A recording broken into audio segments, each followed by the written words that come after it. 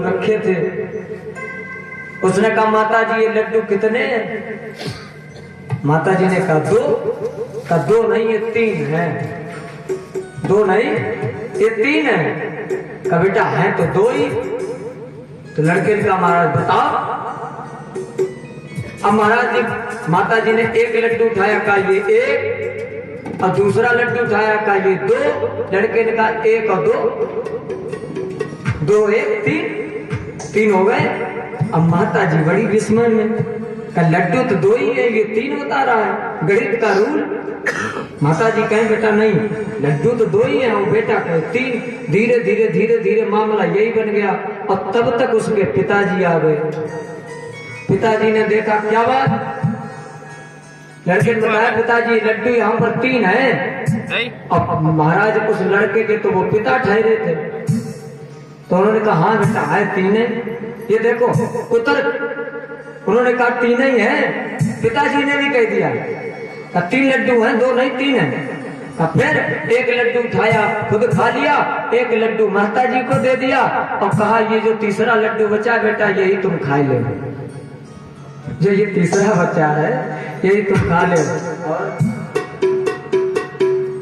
प्रसाद देने। तो कुतर्क करने वालों का कभी भला होता नहीं है। और इस संसार में कुतर्की ज्यादा है, तरक्की कम है। कुतर्की बहुत मिलेंगे। दो व्यक्तियों में झगड़ा हो गया, दो व्यक्तियों में झगड़ा हो गया बड़ा तगड़ा सा। तो महाराज जी परीक्षित जी आप ध्यान दीजिए, हम सारी कथा आपको सुनाते हैं, फोकस आप मेरी तरफ रखो, हमारी आपकी लड़ाई है। दो व्यक्तियों में झगड़ा, अब दोनों में इतना घमासान युद्ध हो गया। एक व्यक्ति ने कहा कि एक तमाचे में तुम्हारे 3200 दांत नीचे गिर पड़े, एक तमाचा 32 दांत नीचे। दूसरा वाला बोला हमारे एक तमाचा 32 गिरे, तुम्हारे एक तमाचा 64 दांत नीचे गिर पड़े। तीसरा व्यक्ति दूर खड़ा था, वो आया, उसने कहा भैया दांत तो 32 है, वो 64 कहां से गिरे? वो व्यक्ति बोला हमें मालूम था कि तुम बीच में जरूर बोलोगे, तो 32 इनके और 32 तुम्हारे, 64। ये क्या है? ये कुतर्क है। बोले दुर्गा मैया की। तो वो शूर्पणखा जब आई, उसके नाक कान काट दिए गए। अब वो रोती हुई चली लंकापुरी में। क्यों? उसने ये बात क्यों कही थी, तुम सम पुरुष न मौसम नारी। बात याद रखना, शूर्पणखा के जो पति थे उसको रावण ने मार दिया था। तो शूर्पणखा ने ये प्रतिज्ञा की थी कि अगर जिस तरीके से मैं इस लंका में विधवा बनी, अगर मैंने सारी लंका को विधवा ना बना दिया तो मेरा नाम। अब प्रभु ने भी यही संकल्प किया था, भुज उठाए प्रण कीन असुरहीन करो मई। भगवान का भी संकल्प यही है कि राक्षसों को रखेंगे नहीं। वही बात शूर्पणखा कह रही, जो प्रतिज्ञा तुमने की वही हमने की। अब नाक कान काट दिए, रावण के दरबार में पहुंची।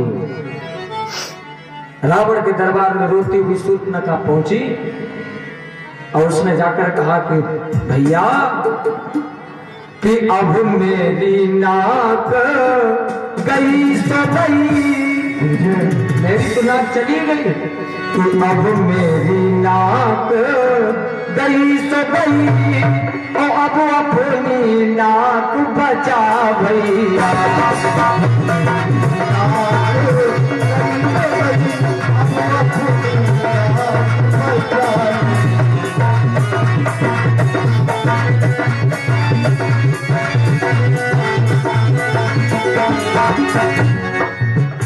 अब मेरी नाक गई तो गई, अब मेरी नाक गई तो गई, अब अपनी नाक बचा भैया, अब अपनी नाक बचा।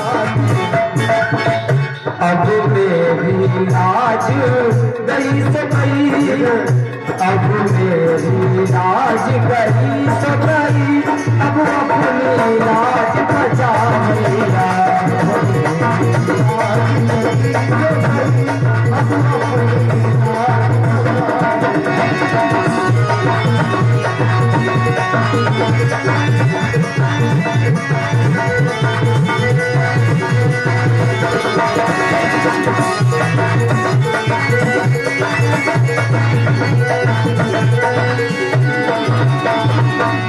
शूर्पणखा ने कहा कि अब मेरी नाक गई सो गई, अब अपनी नाक पहले।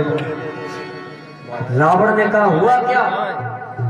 सारा हाल बता दिया कि भैया इस दंडक वन में दो तपस्वी आए हैं और उनके साथ एक सुंदर स्त्री भी आई है, और जब मैं वहां पर गई तो महाराज उन दोनों ने मेरे नाक और कान काट लिए। रावण ने कहा अच्छा।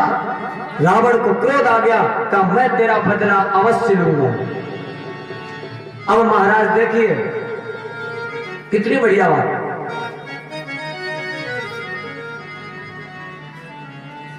आप लोग प्रसाद ले लिया करो, प्रसाद ले लिया करो। बोले राजा रामचंद्र भगवान की। आप लोग कथा की तरफ ध्यान दो, कितना बढ़िया संकेत। रावण जो है, रावण ने कहा कि मैं तुम्हारा बदला अवश्य लूंगा, चिंता मत करो। अब रावण ने किसे बुलाया? मामा मारीच को। और ये मामा मारीच है कौन? प्रेम भैया, ये वही मामा मारीच है जब विश्वामित्र की यज्ञ की रक्षा हो रही थी तब महाराज 100 योजन दूर आकर गिरे थे एक बाण में।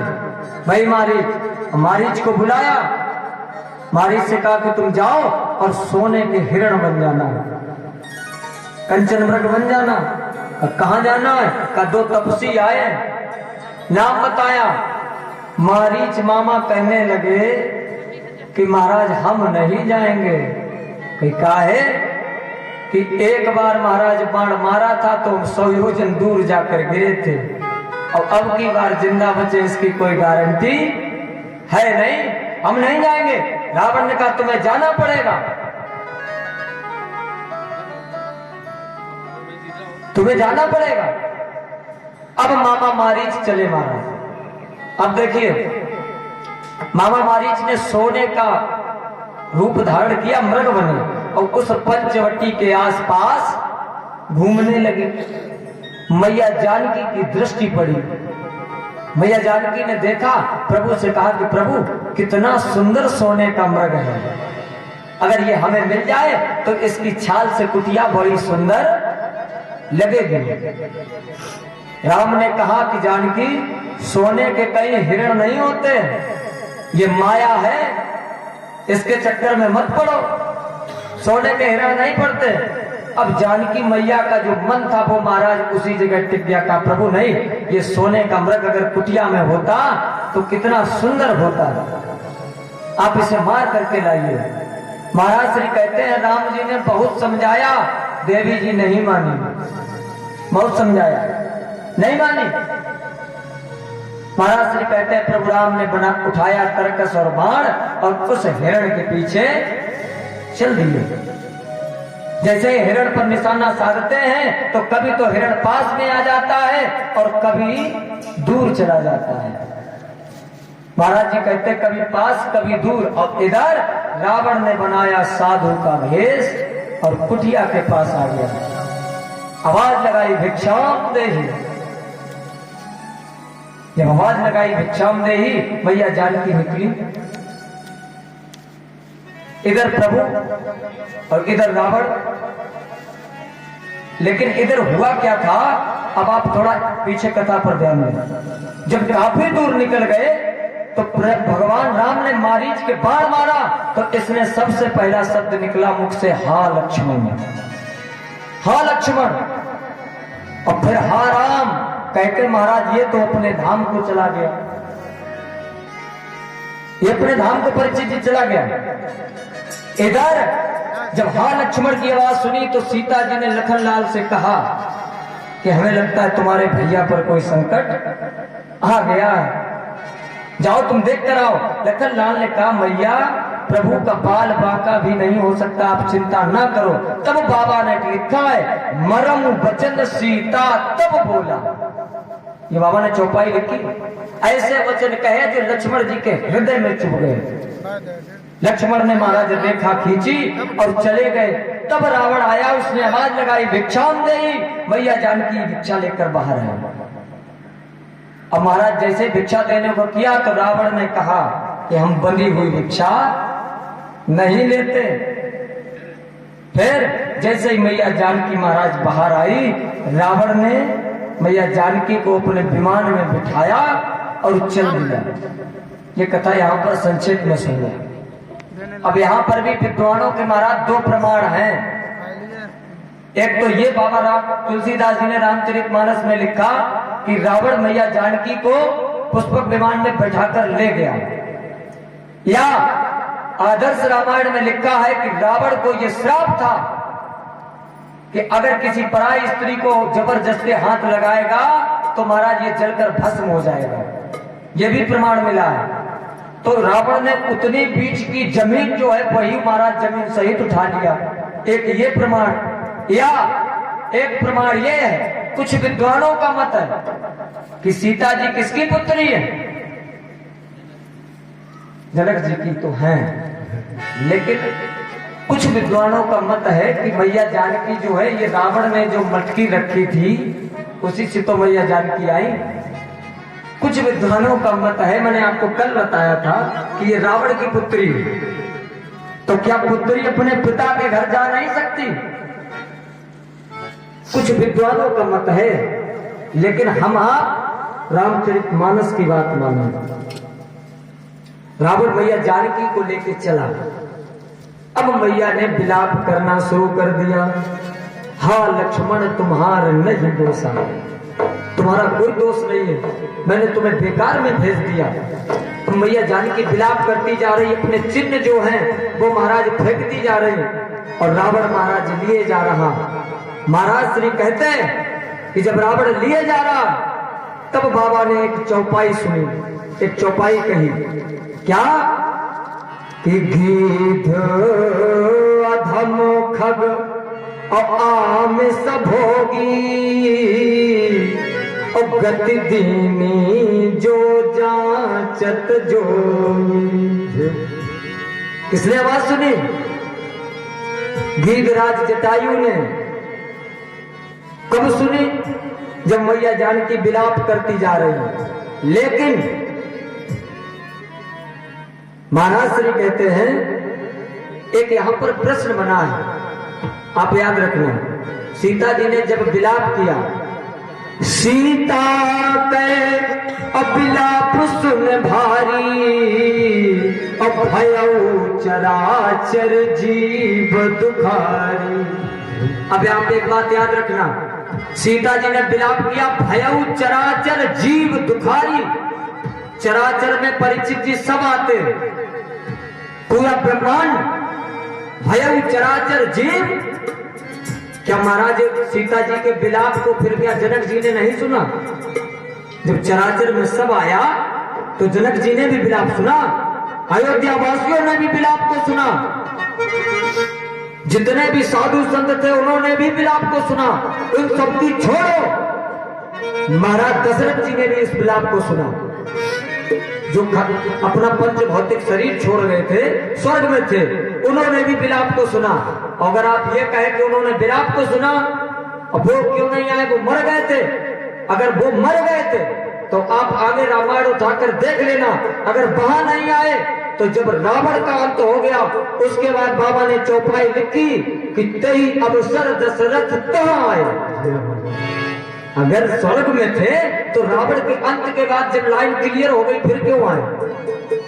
ऐसा नहीं होना था हमारी समझ से। जब चराचर के लोगों ने सुना तो राम रावण का युद्ध नहीं होना चाहिए था, दशरथ और दशानन के बीच युद्ध होता, इतिहास अमर हो जाता। लेकिन कोई नहीं आया, विलाप सबने सुना। भय चराचर जीव दुखारी। गीधराज जटायु ने सोचा कि कोई आगे नहीं आ रहा तो अब बूढ़े गीधराज को ही आगे आ जाना चाहिए। और कितना बढ़िया संकेत है, आज भी यही हो रहा है परीक्षित जी। आज कोई बेटी इस समाज में अपनी अस्मिता की भीख मांग रही हो, लोग तमाशा देखते हैं लेकिन उसकी रक्षा कोई नहीं करने जाता है, सब तमाशा देखते हैं। ऐसा नहीं होना चाहिए। गीधराज जटायु ने जब सुना तो महाराज बूढ़ा है तब भी वो रक्षा करने के लिए आगे आ गया। अब आजकल की स्थिति बड़ी नाजुक हो गई, ऐसा नहीं क्यों? हमने आपने इस पवित्र भूमि पर जन्म लिया है। अब इस पवित्र भूमि की मिट्टी को बर्बाद मत होने दो, अपने जन्म को कारगर बनाइए। अगर बुरा देख नहीं सकते तो महाराज बुरा करो मत, और कहीं अगर बुराई हो रही हो, बुरा कार्य हो रहा हो तो वहां पर आप खड़े भी ना रहो, चले जाइए वहां से। महाराज जी कहते हैं गीधराज जटायु उड़ा, और उड़ने के बाद उसने कहा रे रे दुष्ट ठाड़ किन होई, अरे दुष्ट खड़ा हो जा। रावण ने जैसे ही आवाज सुनी दुष्ट की, रावण ने चारों तरफ देखा, काहे? उसने विचार किया अभी तक तो किसी ने हमसे दुष्ट कहा ही नहीं, सब हमारी आरती उतारते रहे लंका में, और ऐसा कौन हो गया कि जो दुष्ट कहने लगा। रावण ने घूम करके देखा कि गीधराज जटायु आ रहे। तब बाबा ने लिखा चोचन मार बिगार से देही। रावण जिसके लिए लिखा है चलत दशानन डोलत अवनी, रावण के चलने से पूरी पृथ्वी डोलती थी, उस रावण को बूढ़े गीधराज जटायु ने मार मार चोंच के महाराज मूर्छित कर दिया। क्यों? ये क्या है? रावण ने कुपंथ पर पग रखा है। कुपंथ बुरी रास्ता चुनी, और बुरी रास्ता जो चुनता है कि जय कुपंथ पग और धरई खगेसा, और रहाई न तेज बुद्धि लभलेसा। जो बुराई के ऊपर पैर रखेगा उसका तेज बल सब छीण हो जाता है। महाराज जी कहते हैं रावण की जैसे ही मूर्छा जागी, उसने महाराज तलवार उठाकर गीधराज जटायु के पर काट दिए। गीधराज जटायु राम राम करते हुए नीचे गिर गए। इधर प्रभु राम आए कुटिया पर, देखा कि जानकी नहीं है। लक्ष्मण से कहने लगे कि देखो कहां पर है, जब ढूंढा नहीं मिले तो महाराज बड़ा दुख होगा, विलाप करने लगे। तब महाराज व्यास जी ने जनमेजय से कहा कि जनमेजय, जब जानकी मैया कुटिया पर नहीं पाई तब प्रभु विलाप कर रहे थे, उसी समय नारद जी ने उठाई धुंधुना, और धुंधुना बजाते हुए चित्रकूट की तरफ चले आ रहे। तो सभी लोग प्रेम से बोलेंगे, और जिसकी लागी रे लगन भगवान में, और जिसकी लागी रे लगन भगवान में, उसका दिया भी चलेगा तूफान में। जिसकी लागी है लगन भगवान से, उसका दिया भी चलेगा तूफान। जिसकी लागी रे लगन भगवान में, उसका दिया भी चलेगा तूफान में। जिसकी लागी है लगन भगवान में, उसका दिया भी चलेगा तूफान में।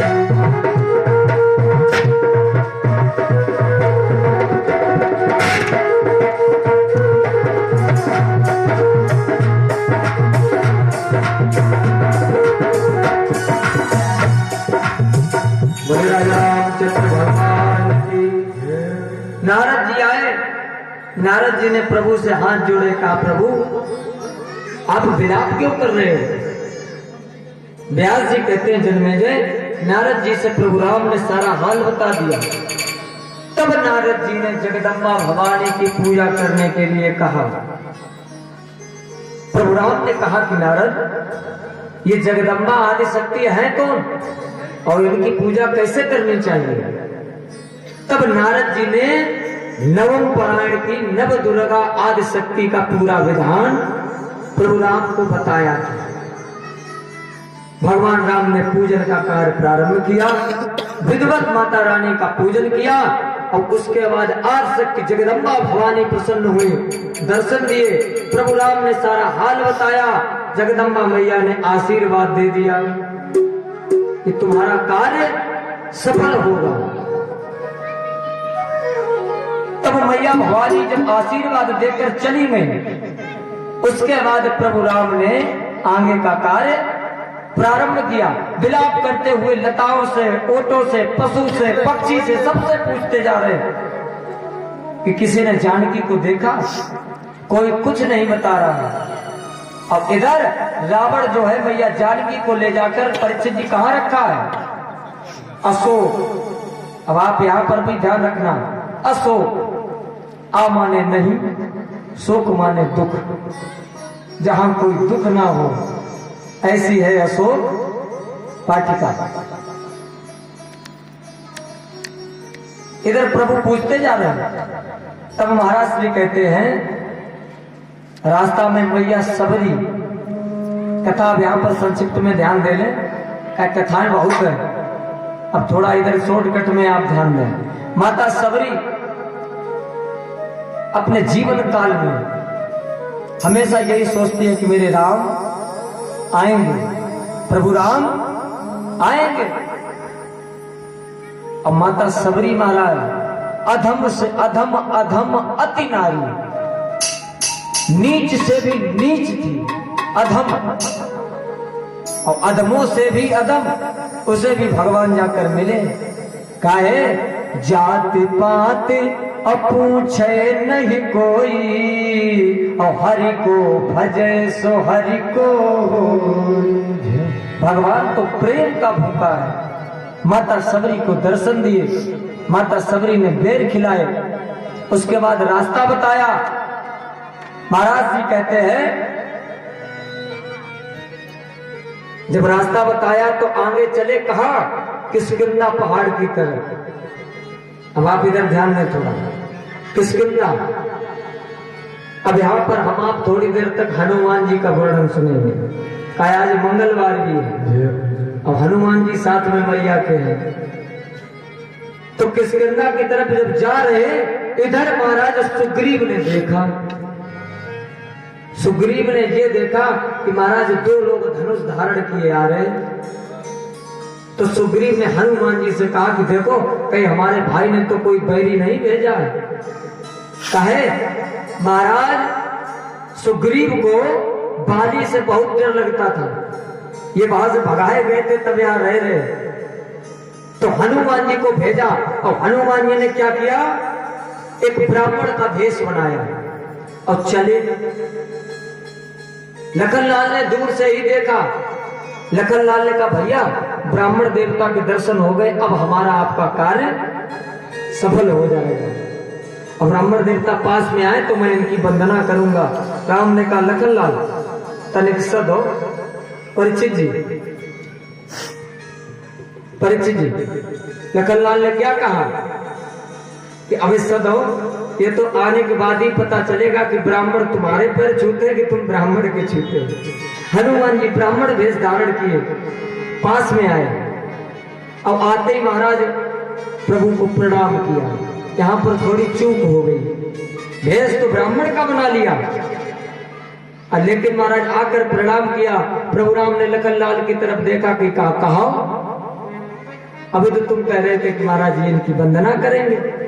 लखनलाल कहने लगे भैया हमें लगे कि असली ब्राह्मण है नहीं, बने भय हैं, बने भय हैं। लेकिन हनुमान जी ने आकर अब प्रभु से महाराज प्रश्न किए।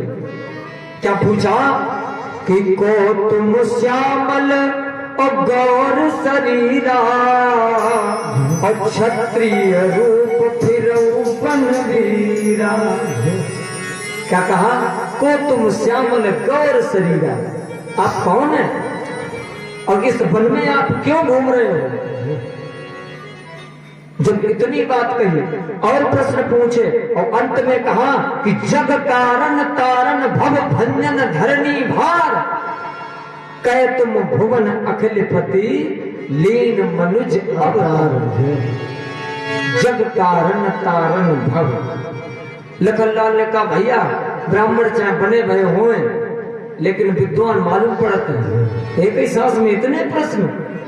तो आपको महाराज एक ही सांस में सारे प्रश्नों का उत्तर देना राम जी ने का कोशिश करते हैं। राम जी कहने लगे कि हे ब्राह्मण कि कौशलेश और दशरथ के जाए, और हम पितु वचन मान बन आए। हम राजा दशरथ के पुत्र हैं और पिता की आज्ञा मान करके हम वन में आए हैं, और कहने लगे, और राम नाम लक्ष्मण दो भाई, राम नाम लक्ष्मण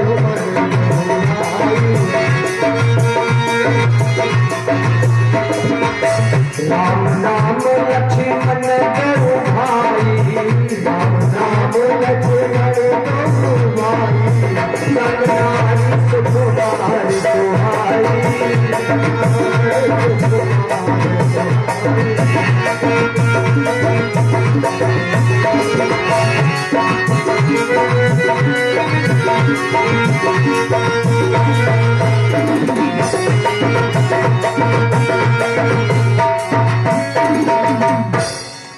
क्या कहा? राम नाम लक्ष्मण दो भाई। तो यहाँ पर मेरे साथ मेरी पत्नी भी आई थी, लेकिन यहाँ हरि निश्चर वै देहि, विप्र फिरौ हम खोजत तेहि। यहाँ किसी दैत्य ने हमारी अर्धांगिनी को महाराज अपहरण कर लिया, उसे खोजते फिर रहे। तब बाबा ने लिखा कि प्रभु पहचान परेऊ गही चरण। हनुमान जी महाराज ने, हनुमान जी कहने लगे कि हमने पहचान लिया। अब चरणों में गिर गए, अब चरणों में लेटे, लेकिन प्रभु महाराज उठा नहीं रहे। कहा लेटे रहो। लखनलाल ने कहा कि अब भैया देर हो गई, उठा ले। कहा नहीं उठाएंगे। कि काहे जी अपने असली रूप में आते तो उठाते हो, हम ये डुप्लीकेट है, ब्राह्मण का वेश बनाकर आए। हनुमान जी जान गए, हनुमान जी अपने असली रूप में आए। क्यों?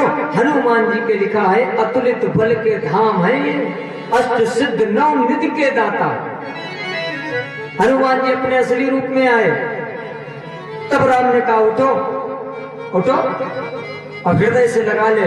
हनुमान जी ने कहा नहीं प्रभु, चरणों में ही बना रहने दे। और कितना बढ़िया संकेत परीक्षित जी। हनुमान जी ने कहा चरणों में ही रहने दो। कहा है कि अगर आपने हृदय से लगा लिया तो हमें अभिमान हो जाएगा कि हमारी जगह प्रभु के हृदय में है, बराबर पे जगह है। और अगर अभिमान हो गया तो अभिमान के बाद गिरना जरूर है। जिसे जिसे अभिमान हुआ उसे नीचे गिरना पड़ता है। तो महाराज पहले ही से चरणों में गिरा रहने देता मैं, ठीक है। अंत तो गत्वा भगवान को लेकर हनुमान जी पहुंचते हैं सुग्रीव के पास। सुग्रीव ने दोनों लोगों का आदर किया। उसके बाद महाराज श्री कहते हैं कि सुग्रीव को सारी व्यथा बताई। सुग्रीव ने कहा कि मैं तुम्हारी रक्षा तो कर देता, लेकिन हमें अपने भाई से ज्यादा खतरा है। अगर हम बाहर निकले तो 2 मिनट के अंदर हमारी गोविंदाय नमो नमः हो जाएगी, हम यहां से उतर नहीं सकते। फिर अगर उससे छुटकारा मिल जाए तो हम आपका कार्य खोजने में मदद करेंगे। राम जी ने कहा ठीक है, तुम कल जाकर युद्ध करो और हम बाली का अंत कर देंगे। अब बाली सुग्रीव को थोड़ी हिम्मत आई। सुग्रीव पहुंचे बाली के दरवाजे, आवाज लगाई। बाली ने सुना कौन? बाली महाराज उठा के गदा बाहर आया। अब प्रभु राम महाराज खड़े दूर। अब बाली और सुग्रीव में युद्ध प्रारंभ हुआ। बाली के पास तो ऐसी शक्ति है, जो भी युद्ध करेगा आधी ताकत अपनी तरफ खींच लेगा। तो महाराज एक ही घूसा में सुग्रीव नीचे जमीन पे, अब बैठ लिए छाती पे। अब सुग्रीव टेढ़ी निगाह करके देखें कि राम प्रभु अभय मार रहे, लेकिन प्रभु असमंजस में पड़े, क्योंकि दोनों भाई एक जैसे लगते थे, पहचान ही नहीं हो पा रहे। सुग्रीव जैसे तैसे प्राण बचाए के भाग खड़े गए। आए प्रभु राम ने देखा, सुग्रीव ने हाथ जोड़े, कहा प्रभु आप अपनी खोज स्वयं कर ले, बिना मतलब में काहे को हमारे प्राण लिवाए दियो। हम यही देखते रहे कि आप बचाए हो और आप वहां खड़े खड़े देखते रहे। राम जी कहने लगे सुग्रीव तुम दोनों भाई एक जैसे लगते हो, पहचान नहीं हो पा रही। तो फिर कल जाना। और दूसरे दिन महाराज प्रभु राम ने अपने गले की माला जो थी वो सुग्रीव के गले में डाल दी। दोनों लोगों ने जाके युद्ध प्रारंभ हुआ। जब युद्ध हुआ तो महाराज श्री कहते प्रभु राम ने पीछे से छुप करके सुग्रीव को बाली को बाण मार दिया। बाली गिर गया। बाली इनका धोखे से बाण मारने वाले कौन हो, सामने आओ। प्रभु राम सामने पहुंचे। बाली ने पूछा मैं बैरी सुग्रीव प्यारा, कारण कवन नाथ मोह मारा। ऐसा क्या कारण हुआ कि आपने हमें बाण मार दिया? ये तो हमारा पारिवारिक मामला था और आपने बेवजह मार दिया। और किस कारण मारा? प्रभु राम कहने लगे छोटे भाई की पत्नी, माता, गुरु की पत्नी, कोई कन्या, इस पर अगर कोई कुदृष्टि डालता है उसे मारने में कोई पाप नहीं लगता है। बाली का ये तो बातें ठीक है, लेकिन आप हमें ये बताओ मारा